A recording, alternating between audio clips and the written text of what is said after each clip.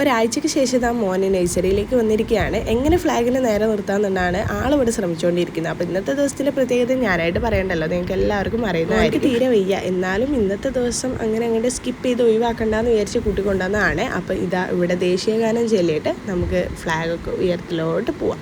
അപ്പോൾ ഇവിടെ എല്ലാ കുട്ടികളും ഇന്ന് കൂടിയിട്ടുണ്ടായിരുന്നു. നല്ല രസമുണ്ട് കേട്ടോ. അവിടെയുള്ള നാട്ടുകാരും അതുപോലെ തന്നെ രക്ഷിതാക്കളും എല്ലാവരും ഉണ്ടായിരുന്നു. ഈ വാർഡിൻ്റെ മെമ്പറും ഉണ്ടായിരുന്നു കേട്ടോ. അങ്ങനെ ഇതാ ഫ്ലാഗ് ഉയർത്തലോട്ടാണ് ഇനി പോകുന്നത്. അപ്പോൾ എന്തായാലും പരിപാടിയൊക്കെ നല്ല കളറായിട്ട് കഴിഞ്ഞിട്ടുണ്ടായിരുന്നു. പിന്നെ മക്കളെ ഈ ഒരു യൂണിഫോം ഇട്ടിട്ട് ഫ്ലാഗൊക്കെ പിടിച്ച് കാണാൻ തന്നെ നല്ല ഭംഗിയാണ്. ഈ ഒരു ദിവസം രാവിലെ 8 മണി 8:30 ഒക്കെ ആകുമ്പോൾ മക്കളൊക്കെ സ്കൂളിലേക്ക് പോയി തുടങ്ങും. അതെല്ലാവരുടെ കയ്യിലും ഈ ഒരു ഫ്ലാഗ് ഉണ്ടാവും കേട്ടോ. കാറിന് ബൈക്കിനൊക്കെ പോകുന്നവരുടെ കയ്യിൽ. അപ്പോൾ അത് നല്ല രസമാണ്. ഈ കാറ്റത്തൊക്കെ ഇങ്ങനെ ആടുന്നത് കാണാൻ നല്ല ഭംഗിയാണല്ലോ. അപ്പോൾ ഇതാ മക്കളെല്ലാവരും ഈ ഫ്ലാഗിനെ നോക്കി സല്യൂട്ട് അടിക്കുകയാണ്.